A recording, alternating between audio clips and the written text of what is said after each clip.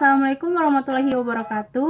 Halo semuanya, perkenalkan kami dari kelompok 3 akan mempresentasikan mengenai materi akad sarf yang beranggotakan saya sendiri Anindita Permata Devi, dan rekan saya Puji Yuliananda, Fadila Saura, Yasmin Zulfa Humairah, Latifa, dan Mutia Septiani.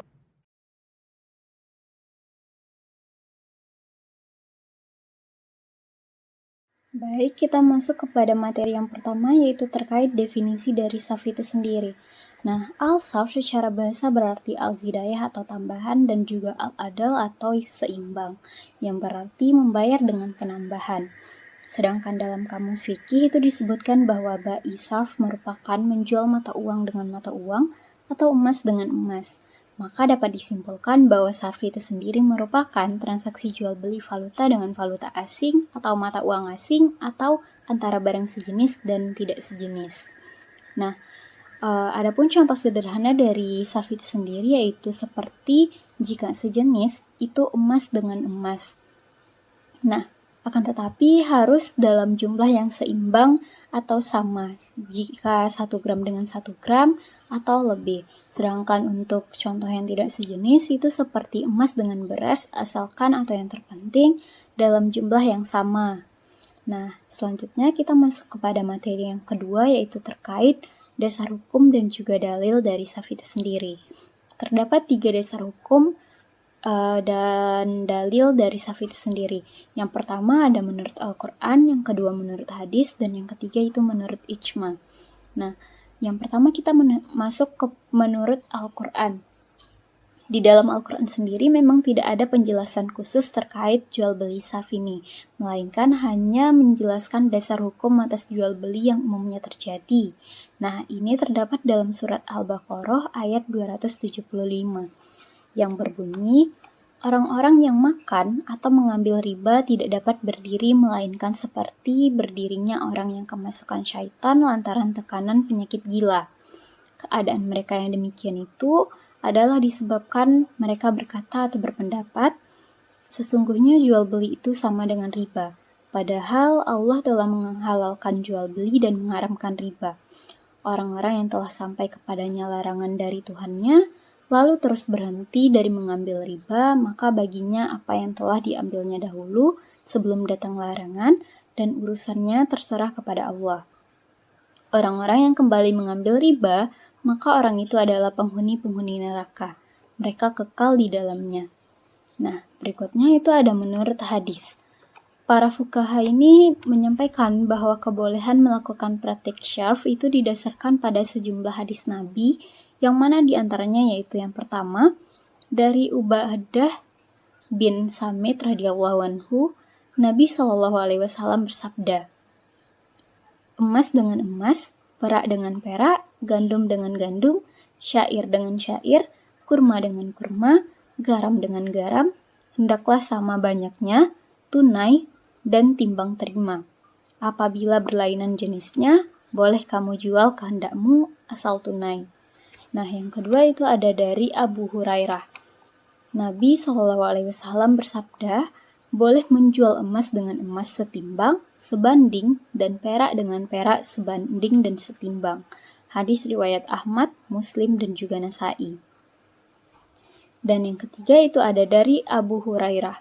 Nabi SAW bersabda, boleh menjual tamar dengan tamar, gandum dengan gandum, syair dengan syair, garam dengan garam, sama sebanding, tunai dengan tunai. Barang siapa menambah atau meminta tambah, maka telah berbuat riba, kecuali berlainan warnanya. Hadis riwayat Muslim. Selanjutnya yang terakhir itu ada dari Abu Bakrah radhiyallahu anhu. Nabi SAW bersabda, melarang menjual perak dengan perak, emas dengan emas, kecuali sama. Dan Nabi menyuruh kami membeli perak dengan emas sesuka kami, dan membeli emas dengan perak kami pula. Hadis riwayat Bukhari dan Muslim. Nah, yang terakhir itu ada menurut ijma. Para ulama ini sepakat bahwa akad sarf ini disyariatkan dengan syarat-syarat tertentu, antara lain yang pertama yaitu pertukaran tersebut harus dilaksanakan secara tunai atau on the spot. Artinya masing-masing pihak harus menerima atau menyerahkan masing-masing mata uang pada saat yang bersamaan. Yang kedua itu ada motif pertukarannya adalah dalam rangka mendukung transaksi komersial, yaitu transaksi perdagangan barang dan jasa antar bangsa. Yang ketiga itu harus dihindari jual beli bersyarat. Yang keempat, transaksi berjangka harus dilakukan dengan pihak-pihak yang diyakini mampu menyediakan valuta asing yang dipertukarkan. Dan yang terakhir itu tidak dibenarkan menjual barang yang belum dikuasai atau jual beli tanpa hak kepemilikan. Nah, baik untuk materi selanjutnya itu akan dijelaskan oleh rekan saya Latifa.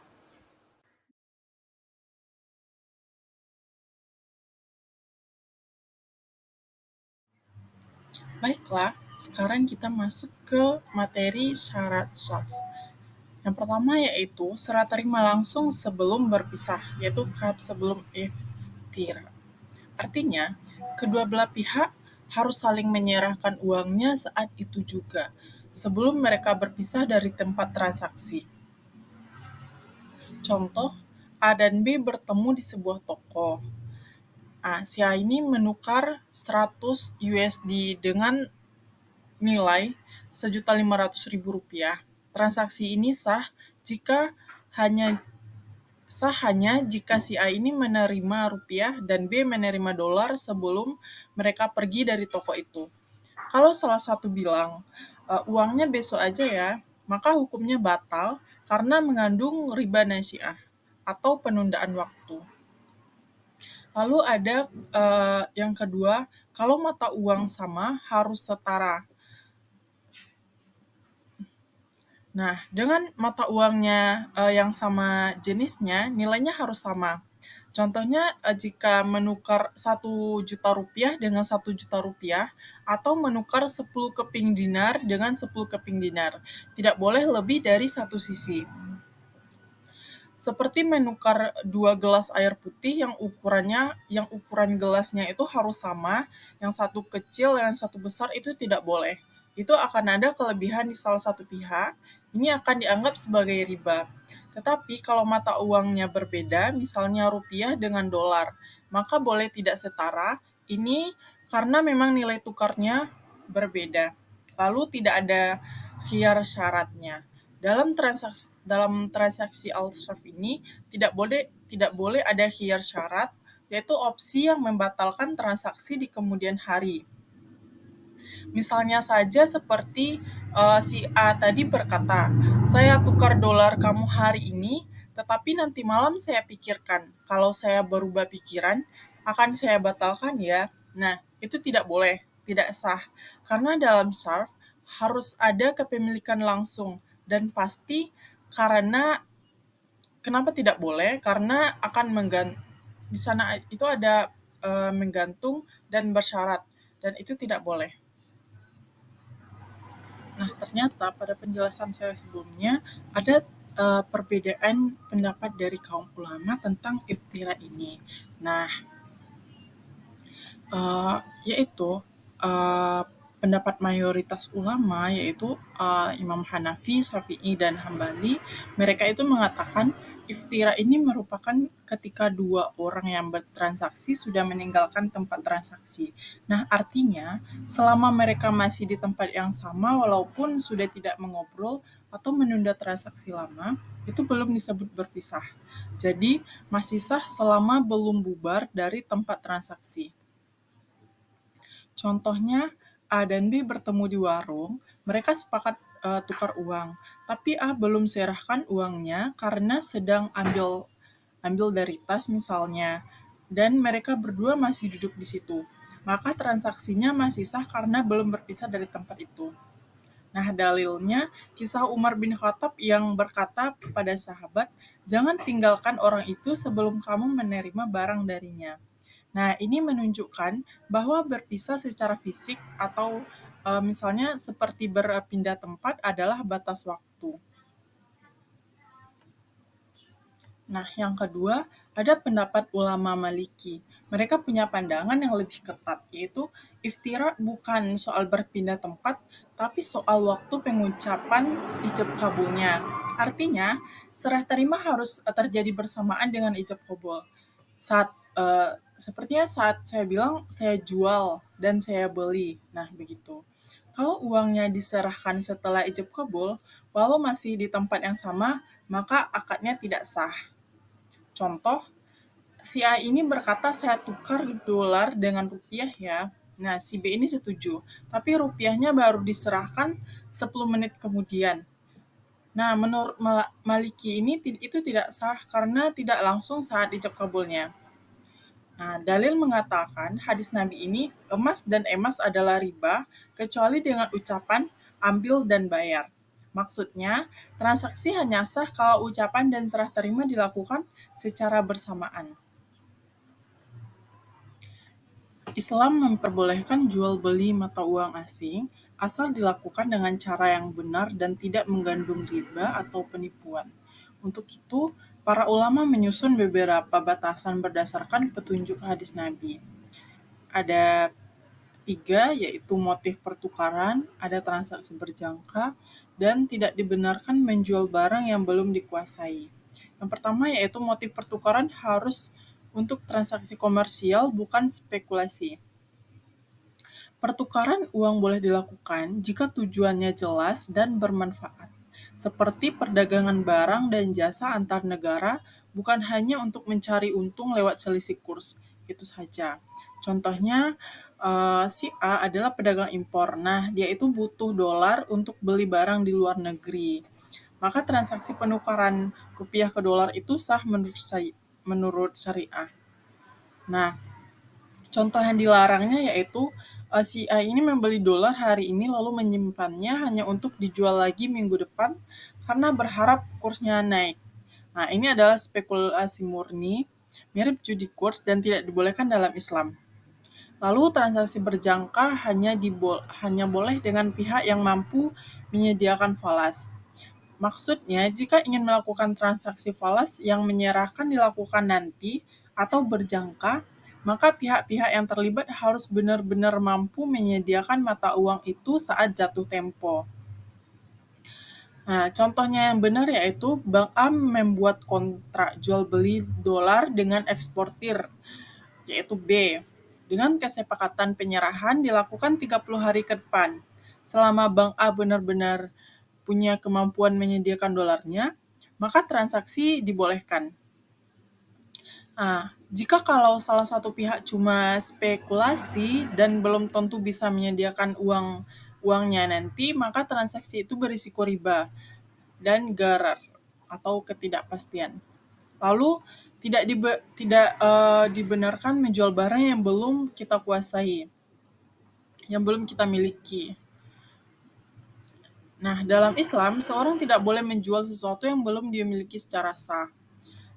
Misalnya seperti si A tadi menjual $1.000 kepada si B, padahal dia belum punya dolar itu sama sekali. Bahkan, A ini mungkin berniat membeli dolarnya kalau harganya turun. Nah, ini disebut dengan bai al-ainah atau jual beli tanpa hak kepemilikan dan dilarang keras dalam Islam. Contohnya yang benar, ada si A ini boleh menjual dolar kalau dolar itu emang miliknya, emang di tangannya atau dimiliki secara sah. Jadi tidak ada unsur bohong atau jual angin saja. Nah, sekarang kita masuk ke macam-macam transaksi sah, yaitu yang pertama ada transaksi spot, yang merupakan jual beli mata uang asing yang diselesaikan saat itu juga, atau paling lambat dalam waktu 2 hari kerja. Ini dalam bentuk transaksi yang paling umum dan paling diperbolehkan dalam Islam karena sifatnya tunai. Nah, di situ tuh ada value date, yaitu hari penyelesaian transaksi bisa digunakan dengan value today, value tomorrow, value spot. Nah, kalau value today itu diselesaikan hari itu juga, kalau value tomorrow yaitu diselesaikan besok, dan value spot diselesaikan dalam 2 hari kerja. Bayangkan kamu beli dolar di money changer hari Senin.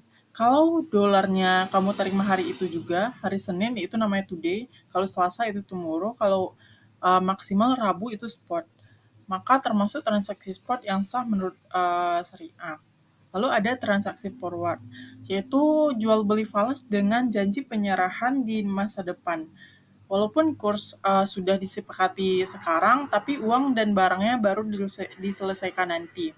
Tujuannya yaitu untuk melindungi diri dari risiko perubahan kurs. Tapi kadang disalahgunakan untuk spekulasi atau judi kurs. Contohnya yaitu PTA setuju membeli 100.000 USD dari Bank B pada kurs Rp15.000, tapi baru akan diserahkan 1 bulan lagi. Kalau kurs dolar naik bulan depan, PTA untung, kalau turun ya rugi. Ini merupakan risiko forward. Nah, forward boleh jika benar-benar untuk melindungi nilai. Nah, bukan untuk tebak-tebakan kurs atau spekulasi. Nah, yang ketiga itu ada transaksi swap, yaitu dua transaksi falas yang dilakukan bersamaan, yaitu jual dan beli pada waktu yang berbeda, tapi dilakukan dalam satu kontrak tunggal. Nah, spot versus forward, misalnya hari ini beli dolar, lalu di waktu yang sama sudah sepakat menjual kembali dolar tersebut sebulan lagi. Nah, itu namanya forward. Misalnya Bank A beli 1 juta USD dari Bank B hari ini, dan di waktu yang sama Bank A sepakat menjual lagi 1 juta USD itu ke Bank B dengan kurs tertentu sebulan ke depan. Nah, tujuannya itu untuk menghindari kerugian akibat fluktuasi kurs dan menjaga likuiditas dan investasi antar bank. Jenis swap khusus antara bank dan Bank Indonesia yaitu swap likuiditas, inisiatif Bank Indonesia atau BI untuk bantu bank yang berkekurangan dana. Intinya itu pinjaman luar negeri. Ada swap investasi dilakukan oleh bank untuk dana investasi luar negeri di Indonesia. Nah, swap seperti pinjam uang dolar hari ini dan janji tukar balik di masa depan, semuanya diatur dalam satu perjanjian yang saling menguntungkan tanpa spekulasi. Swap berbeda dengan spot dan forward karena terjadi dua transaksi sekaligus, sementara spot atau forward hanya satu transaksi saja. Yang terakhir itu ada transaksi option. Kontrak yang memberikan hak, bukan kewajiban, untuk membeli atau menjual falas pada harga tertentu, di waktu tertentu juga. Transaksi ini berciri-ciri yaitu ada opsi atau pilihan, tapi tidak mewajibkan dilaksanakan. Biasanya digunakan untuk melindungi risiko, tapi bisa juga berisiko spekulasi jika disalahgunakan. Seperti kita beli tiket nonton. Tiket itu memberi kita hak untuk menonton film di tanggal tertentu, tapi kita tidak harus datang. Nah, kita tetap bayar tiketnya meskipun tidak disalahgunakan. Seperti si A tadi membeli option untuk beli 10.000 USD di harga 15.000 rupiah untuk minggu depan. Kalau harganya naik jadi 15.500, A gunakan haknya dan berarti mereka di situ untung. Kalau harganya turun menjadi 14.500, si A ini tidak pakai haknya, mereka hanya rugi premi saja.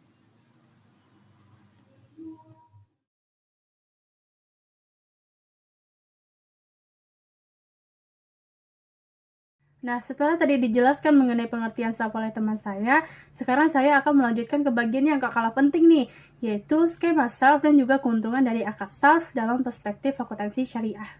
Nah, dalam praktiknya, akad SARF itu memiliki dua skema utama, yaitu SARF sejenis dan SARF tidak sejenis. Kita masuk ke SARF sejenis dulu ya. Nah, SARF sejenis sendiri adalah pertukaran antara dua mata uang atau alat tukar yang jenisnya sama, contohnya rupiah sama rupiah atau emas dengan emas. Nah, dalam skema ini ada dua syarat yang penting yang harus dipenuhi. Yang pertama, yaitu nominalnya harus sama besar. Yang kedua, penyerahan harus dilakukan secara tunai, artinya langsung dan di tempat yang sama. Contohnya nih, misal kita punya uang selembar 100.000 dan kita mau nukarnya itu ke dalam 2 lembar uang 50.000. Nah, menurut akuntansi syariah, transaksi ini baru sah kalau misal dilakukan tunai dan tanpa ada penundaan. Jadi, kalau ada penundaan, misalnya salah satu bilang, besok ya saya kasih uangnya, nah maka itu sudah mengandung riba nasiah dan itu tidak diperbolehkan. Yang kedua adalah saf tidak sejenis. Saf tidak sejenis adalah pertukaran antara dua mata uang yang berbeda jenis, seperti rupiah dengan dolar atau dinar dengan dirham. Nah, dalam skema ini nilai nominal itu boleh berbeda, karena setiap mata uang itu punya nilai tukar yang berbeda-beda. Tapi tetap ada satu syarat yang tidak boleh dilanggar, yaitu penyerahannya harus dilakukan secara tunai dan langsung. Misalnya nih, kita mau nukar uang Rp1.600.000 dengan 100 lembar dolar Amerika. Nah, transaksi ini hanya sah jika rupiah dan dolarnya sama-sama diserahkan saat itu juga. Jadi kalau misalnya ada pihak yang berjanji ke kalian kayak dolarnya nyusul besok ya, nah itu termasuk dalam larangan riba. Nah, selanjutnya kita masuk ke keuntungan SARF. Nah, apa aja sih keuntungan dari akad SARF ini? Yang pertama, SARF itu menjaga transaksi dari riba. Karena akad ini dilakukan dengan syarat tunai dan transparan, maka sangat efektif sekali untuk menghindari dua jenis riba tadi, yaitu riba karena kelebihan dan riba karena penundaan. Nah, yang kedua adalah SARF sangat berguna dalam kehidupan sehari-hari, terutama dalam kegiatan perdagangan internasional atau saat berpergian ke luar negeri. Kita bisa menukar mata uang dengan cara yang halal dan aman, tanpa harus terjebak dalam praktik yang dilarang syariah. Nah, keuntungan yang ketiga yaitu SARF menjadi salah satu produk utama di lembaga keuangan syariah, seperti bank syariah atau koperasi syariah. Nah, layanan penukaran uang yang mereka tawarkan dilakukan sesuai prinsip Islam, tanpa biaya tersembunyi dan bebas dari riba. Lalu yang keempat yaitu akad SARF punya dasar hukum yang kuat. Seperti yang sudah dijelaskan oleh teman saya tadi, SARF sendiri itu sudah dijelaskan dalam Al-Quran, hadis, dan dikuatkan dengan fatwa dan Dewan Syariah Nasional yaitu MUI. Jadi, transaksi ini tidak hanya sah secara fikih, tapi juga punya kepastian hukum. Dan yang terakhir, keuntungan dari SARF sendiri yaitu sangat membantu jemaah haji dan umroh. Sebelum berangkat ke Tanah Suci, mereka bisa menukar rupiah ke rial Saudi di bank syariah dengan cara sesuai syariah dan lebih tenang secara hati. Nah, sekian materi yang dapat saya sampaikan, dilanjutkan oleh teman saya.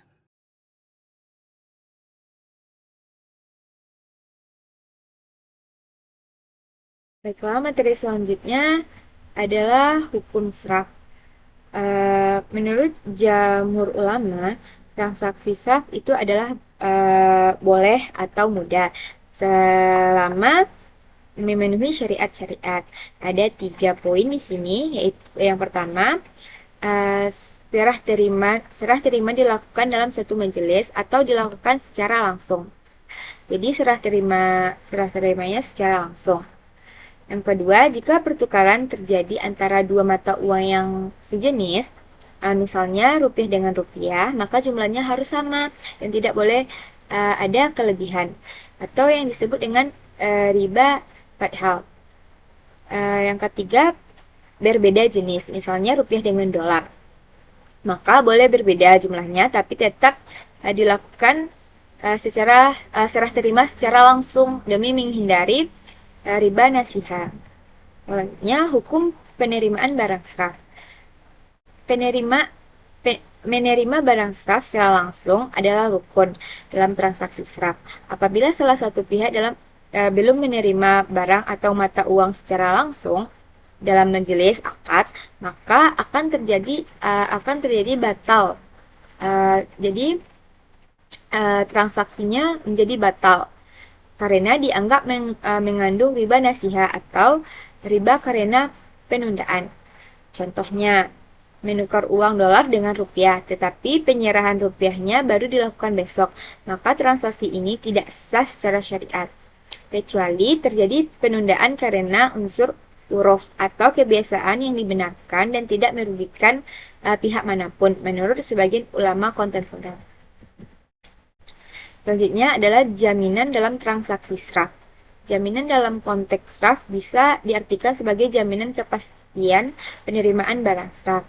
Hal ini penting untuk menghindari unsur gahar atau ketidakjelasan dan penipuan. Ada 3 poin di sini.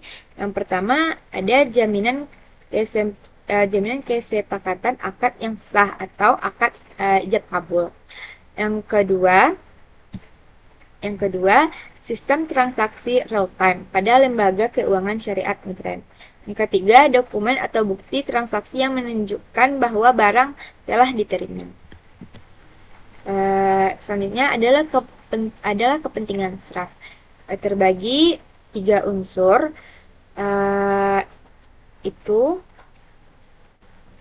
terbagi 3 unsur. Unsur A itu praktik sraf dalam kehidupan modern. Praktik sraf dalam kehidupan modern ini terbagi atas 3 poin. Yang pertama, penukaran uang di money change. Yang kedua transaksi falas online. Yang ketiga, transaksi jual beli lintas negara. Pentingnya untuk dicatat transaksi sraf secara online tetap harus memenuhi syariat karena harus tetap memenuhi syariat secara serah terima. Misalnya dengan sistem settlement langsung dalam platform syariah. Jadi secara online ini, jadi tuh ada sistem set limitnya itu disebut dengan platform syariah. Jadi syariah ini memiliki platform yang sah untuk pertukaran online. Selanjutnya adalah implikasi hukum jika barang sraf tidak diterima langsung. Di sini juga ada 3 poin. Yang pertama, transaksi dianggap batal atau fasid. Yang kedua, mengandung unsur riba. Yang ketiga, bisa berdampak hukum dalam transaksi keuangan syariah. Lanjut, yang C, unsur C adalah upaya memastikan keabsratan transaksi sraf. Di sini juga ada 3 poin. Yang pertama, menggunakan akad yang jelas dan sistem real time. Yang kedua, adanya pihak ketiga atau pinjaman dalam transaksi besar.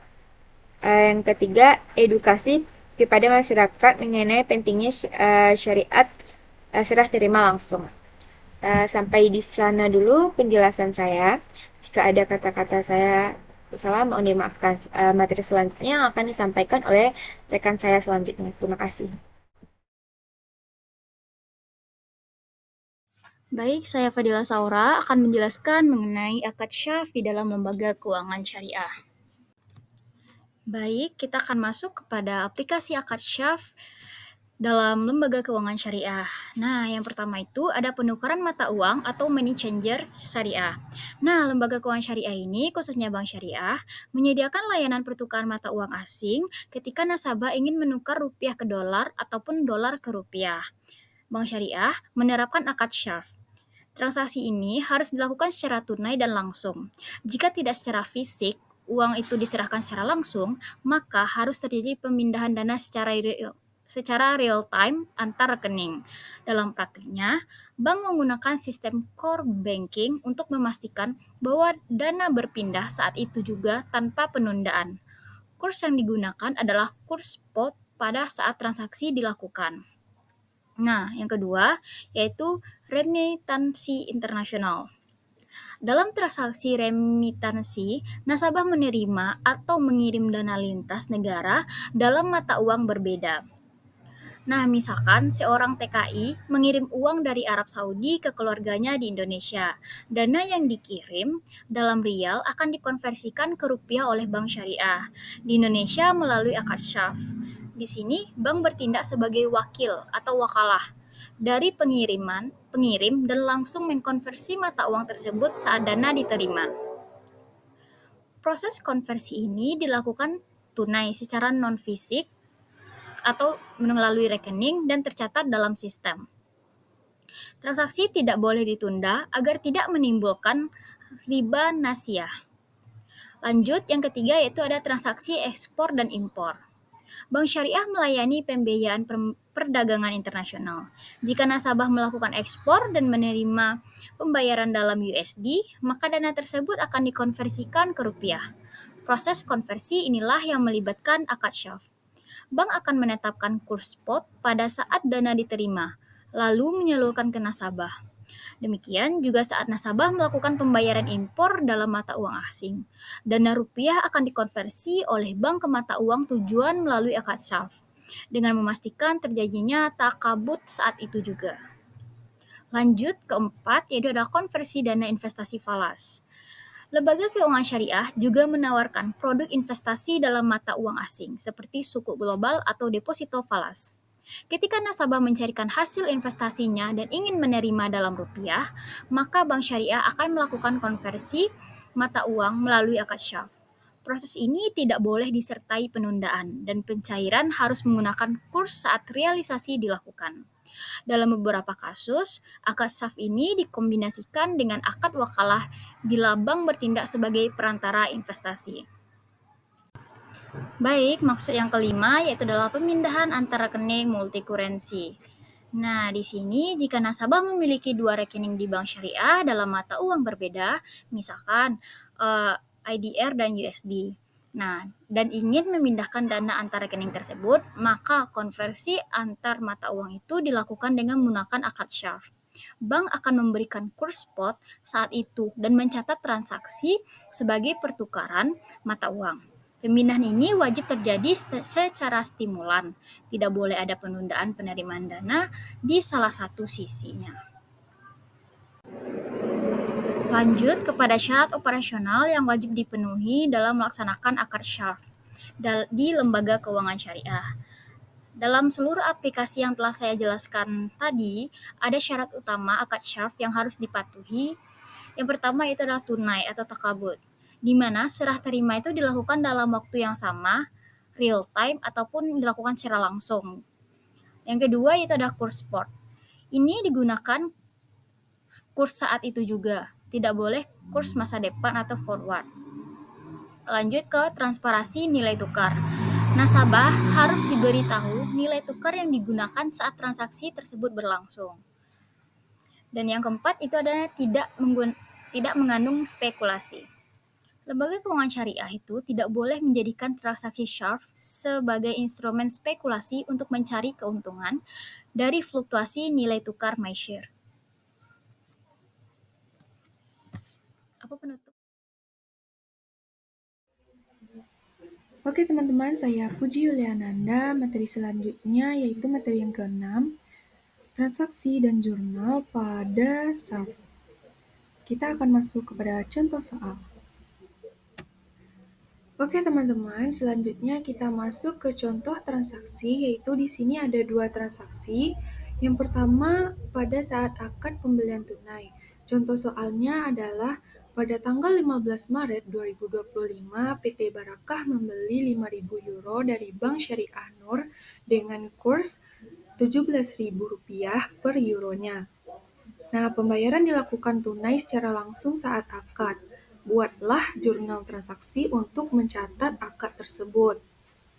Nah, soal transaksi yang kedua yaitu pada saat akad penjualan tunai. Di sini contohnya PT Amanah menjual 2.000 US dollar ke Bank Syariah Falah pada tanggal 20 April 2025 dengan kursnya Rp15.300 per US dollar. Pembayaran dilakukan tunai saat akad langsung, maka buatkanlah juga jurnal transaksi untuk mencatat penjualan tersebut. Oke teman-teman, selanjutnya kita masuk ke jawaban pada dua transaksi tersebut. Jawaban transaksi yang pertama yaitu pada saat akad pembelian tunai. Di sini tanggal 15 Maret 2025 kita lakukan pencatatan pada sisi debit yaitu kas dalam valuta asing euro sebesar 85 juta dan kreditnya kas dalam rupiah sebesar 85 juta. Nah, 85 juta kita dapat dari 5.000 dikalikan dengan 17.000. Yang kedua yaitu jawaban transaksi 2 pada saat akad penjualan tunai.